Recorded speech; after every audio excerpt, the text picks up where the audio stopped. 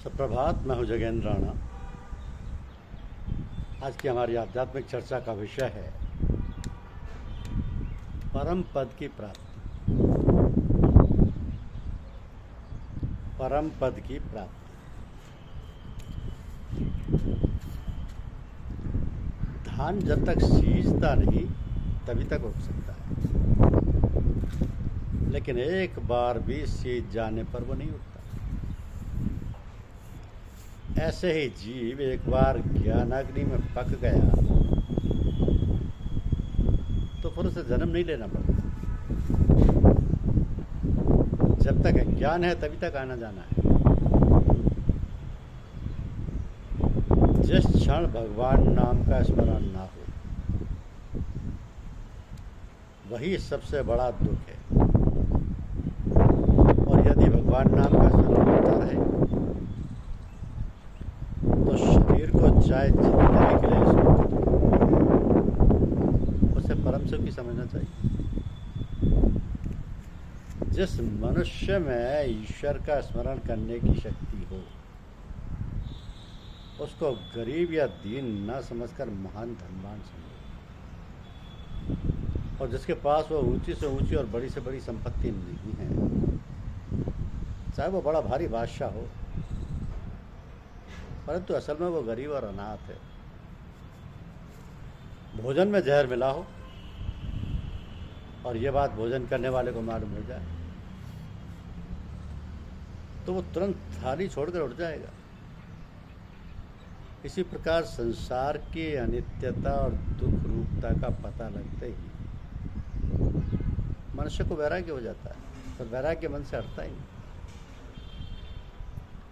भगवान की खोज करना और राज्य पद की इच्छा रखना, ये दोनों साथ साथ नहीं हो सकते। इनमें उतना ही विरोध है जितना धूप और छाया में, आग और पानी में।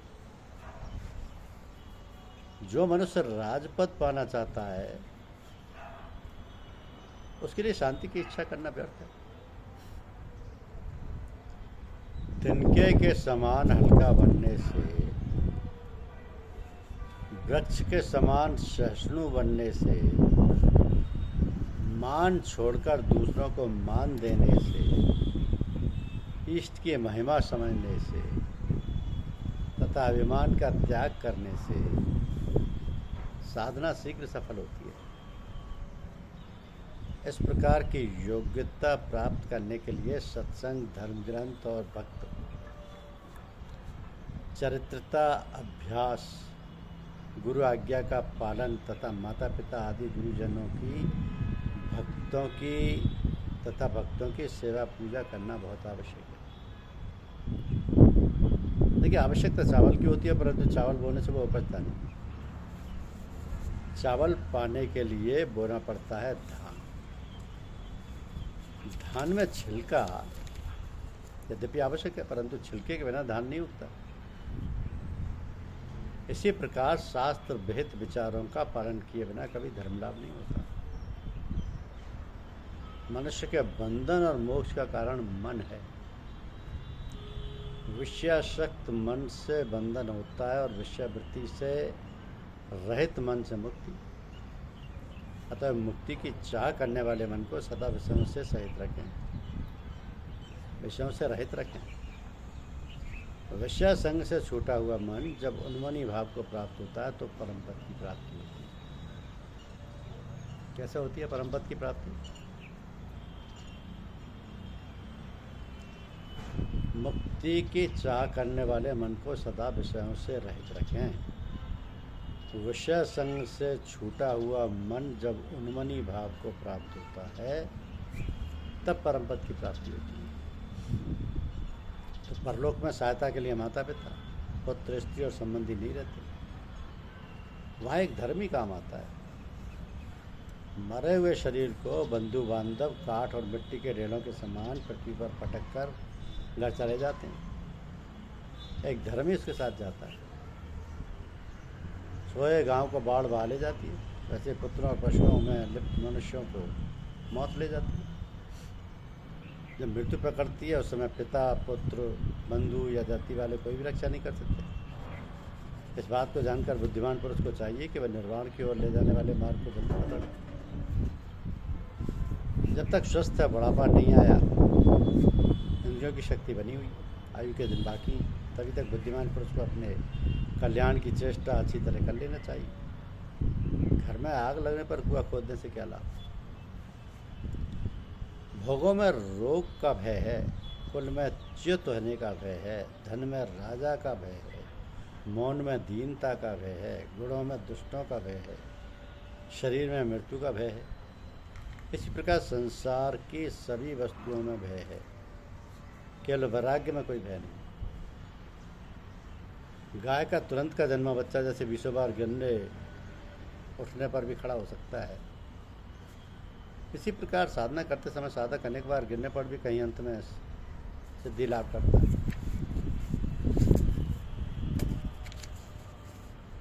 सिद्धि लाभ करता है। सतगुरु पर भरोसा करना साधक का प्रथम कर्तव्य है, और सतबार की यही प्रथम सीढ़ी है। हम प्राय विचार बना लेते हैं कि हमको सतगुरु पर पूर्ण विश्वास है, किंतु अपने को गहन अध्ययन द्वारा देखने और विचार करने पर तो पता चलता है कि कितना विश्वास है। यदि हम किसी कार्य के स्वयं चिंतक हैं तो मान लेना चाहिए कि हमको सतगुरु पर पूर्ण विश्वास नहीं है। ज्ञात हो कि किसी कार्य का चिंतन करना और उसके लिए सतगुरु के भरोसे पर प्रयत्न करना पहली बात, और उस कार्य की चिंता में लय हो जाना दूसरी बात है। पहली क्रिया सही और उचित है, दूसरी क्रिया त्रुटियुक्त और अनुचित है। ऐसी दशा वाला साधना जब आगे बढ़ता है, साधक आगे बढ़ता है, तो उसे सतगुरु से सच्चा प्रेम हो जाता है, जिसकी पहचान है कि जिस किसी व्यक्ति को कोई प्राणी अथवा वस्तु इतनी अधिक प्रिय हो कि उसी के चिंतन में हर समय लगा रहे। ऐसा प्रेम यदि सतगुरु से हो तो ठीक, अन्यथा मिथ्या प्रेम है। ऐसे सच्चे प्रेम के 7 लक्षण हैं। अपने प्रीतम का स्मरण उसके हृदय में हर समय रहे, अतः न्यूनाधिक रूप में पुनः पुनः स्मरण आता रहे। जब प्रीतम का प्रत्यक्ष अथवा चिंतनीय दर्शन किए अथवा उसकी वार्ता सुने बिना कुछ समय बीत जाए तो बेचैन और व्यथित हो जाए। प्राय यही कहा जाता है और यही विचार किया जाता है कि हमको गुरुदेव से सच्चा और पूर्ण प्रेम है, परंतु परीक्षा करने से सही दशा का पता चलता है कि कितना प्रेम है। तो प्रीतम के प्रत्यक्ष चिंतन में दर्शन करे अथवा उनकी वाणी सुने तो प्रसन्नता से झूम उठे, और प्रीतम का प्रत्यक्ष अथवा चिंतन में दर्शन करने या बातें सुनने से मन की इच्छा कभी पूरी ना हो। कोई भी ऐसा कार्य जो गुरुदेव को अप्रिय हो कदापि ना करे। हर समय इस बात का प्रयत्न करे कि गुरुदेव उससे प्रसन्न हो, अपने गुरुदेव में कोई त्रुटि दिखाई ना पड़े। प्रेम के लिए 7 बातें आवश्यक हैं। ऐसा प्रेमी सतनाम को धारण करके और सतगुरु के साथ सत्संग करके जब साधना में आगे बढ़ता है और सतगुरु की कृपा होती है तो वह जीवन मुक्त की अवस्था प्राप्त कर लेता है। इसी अवस्था को स्थित प्रज्ञा त्रिगुणातीत भी कहते हैं। उससे कोई व्यक्ति उकताता नहीं है और ना वो अन्य व्यक्तियों से उकताता है। वो शोक और हर्ष तथा दुख और सुख के बंधन से मुक्त होता है।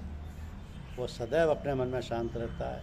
3 गुणों सत्य, रज और तम से उसका मन चंचल नहीं होता है।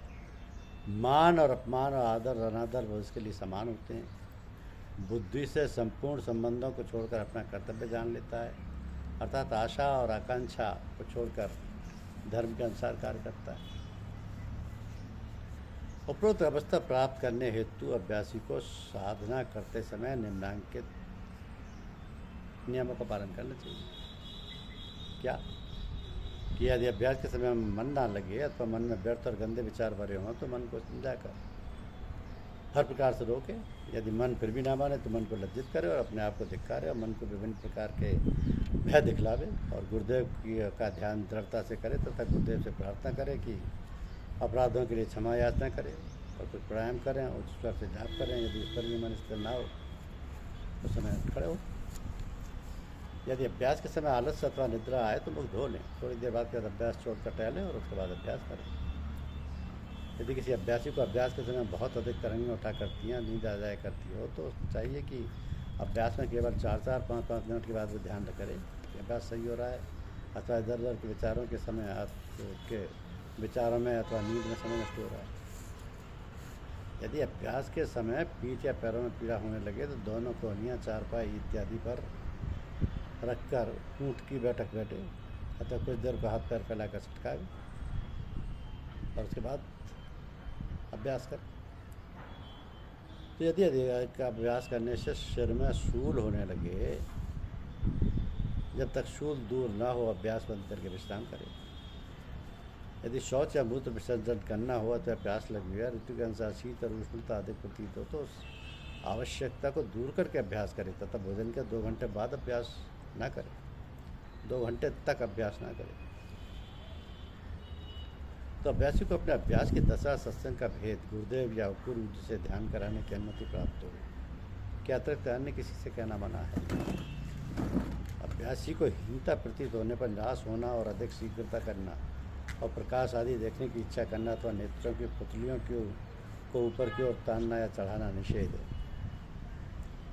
अभ्यासी को चाहिए कि अभ्यास के समय प्रयत्न करे कि मन ब्रह्म शून्य होकर सन्नाटा जैसी दशा हो जाए, किंतु चैतन्यता बनी रहे और नींद ना आए। इस प्रकार पूर्ण आनंद मिलता है। इसी दशा का नाम एकाग्रता है। एकाग्र का शाब्दिक अर्थ होता है कि एक अग्र अर्थात एक ही आगे। उदाहरण के लिए